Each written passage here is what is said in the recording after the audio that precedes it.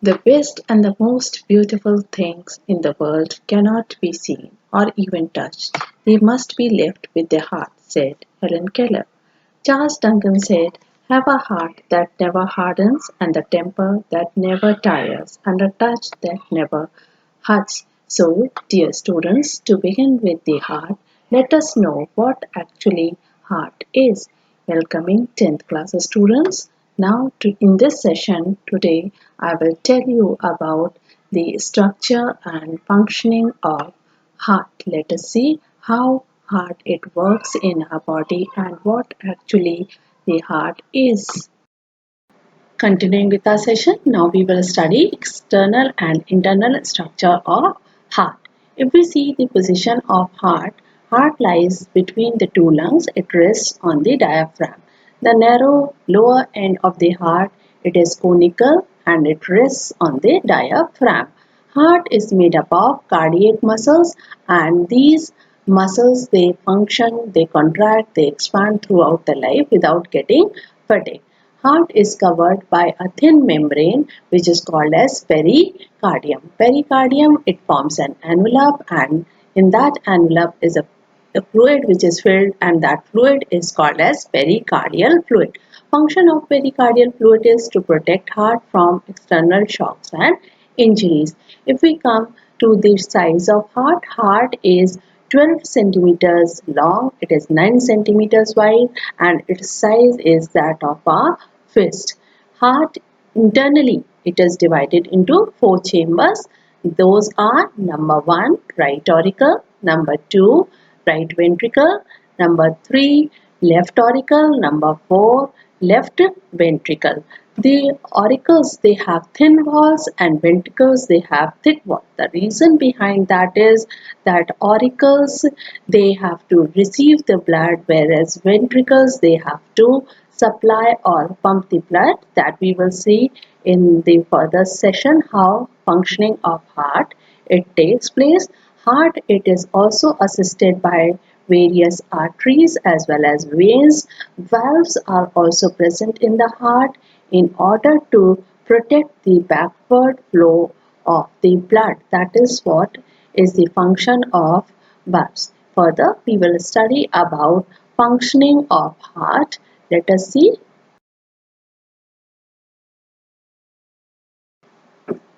Next, we will study blood supply through heart. There are various arteries which and veins which enter the heart and which leave the heart. First of all, vena cava. Vena cava may be divided as superior vena cava and inferior vena cava. It enters the heart by bringing deoxygenated blood from all the parts of the body. Anterior vena cava, it is also called as superior vena cava because it brings blood from the upper parts of our body. Then comes posterior vena cava or inferior vena cava. It brings blood from the abdomen and the parts below the abdomen, legs and all. And this blood, which is brought by vena cava, it is rich in carbon dioxide. That is why it is called as deoxygenated blood. The blood which is rich in carbon dioxide is called as deoxygenated blood, and in diagrams and otherwise also if we see this blood is blue in color. Exactly, naturally it is not blue, but we depict it by blue color. Next, let us come to the blood vessels which are leaving the heart. That is number 1, pulmonary artery. Pulmonary artery, it arises from right ventricle and it carries deoxygenated blood to the lungs for oxygenation of the blood. What is oxygenation of blood? Oxygenation of blood is purifying the blood. As our lungs, they are filled with oxygen over there, blood enters, impure blood is carried by pulmonary artery, blood enters over there. Then in presence of hemoglobin, hemoglobin is a respiratory pigment and purification or oxygenation of blood takes place there. Next is aorta. Aorta arises from the left ventricle and it carries oxygenated blood to supply all the parts of the body. Aorta is further branched into number of arteries and number of arterioles which supply oxygenated blood to all the parts of the body. Now, what about heart? Heart itself is an organ. It also requires blood supply. So this work is done by artery, which is called as coronary artery. Now, you must have heard about heart attacks and heart pain or chest pain. When there is a blockage in coronary artery, that condition is called as myocardial infarction, because at that press, deadening of that area it takes place. And when a person has heart or chest pain, that condition is called as angina pectoris. Therefore, veins they play a very important role in the functioning of heart. That is, again, to recall, heart is a muscular pumping organ. It does the work of pumping in.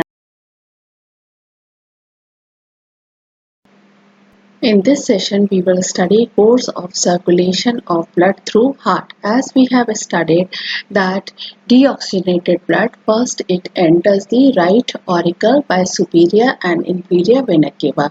Then it passes to left ventricle through tricuspid valve. The function of valves, wherever we see, it is to prevent the backward flow of blood. From there, it enters the pulmonary artery. Pulmonary artery, it leads to lung, and at the origin of pulmonary artery is present pulmonary valve. When the blood rich in carbon dioxide reaches the lungs, over there purification of blood takes place by exchange of gases. Once the blood is purified, it enters left auricle, and by bicuspid valve it enters left ventricle, and then through aortic valve it comes to aorta, and the blood is distributed through aorta by different arteries to all the parts of the body. The blood which comes to the left side, it is oxygenated blood. It enters the left auricle by pulmonary vein. This is an exception that pulmonary artery, it carries deoxygenated blood, and pulmonary vein, it carries oxygenated blood. Now let us see, when the contraction of heart chambers it takes place, it is termed as systole, and when expansion takes place, it is called as diastole. When the heart moves from one chamber to another chamber, two sounds are created, and these sounds are called as lup and dub sounds. They originate as the heartbeat is originated, that is, as the blood moves from one part to another part. That you will study in higher classes, how from a node, that is sino-auricular node, heartbeat is generated. This heartbeat, it differs in different species, different organisms, even in human beings also it is different. In males it is about 64 to 80 beats per minute, as well as in females on an average it is 72 to 80 beats per minute. This is how the circulation of blood it takes place through heart, and how it is distributed in all the parts of our body.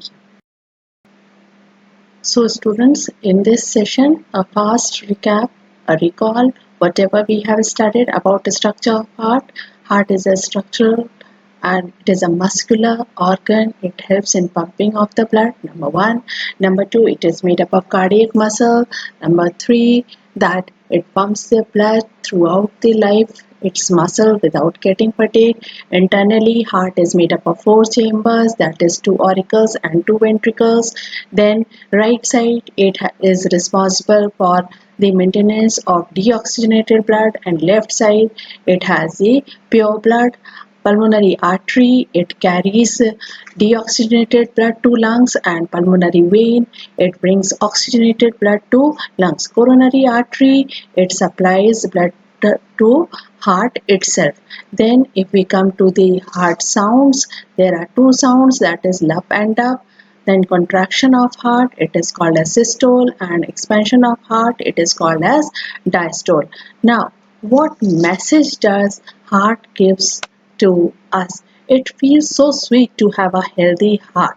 Heart matters. You can't beat a healthy heart.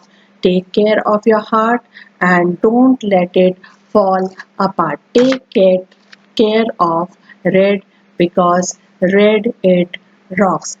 Now, to end this session, I will tell you what message the heart gives us, that grant that I may not pray alone with the mouth.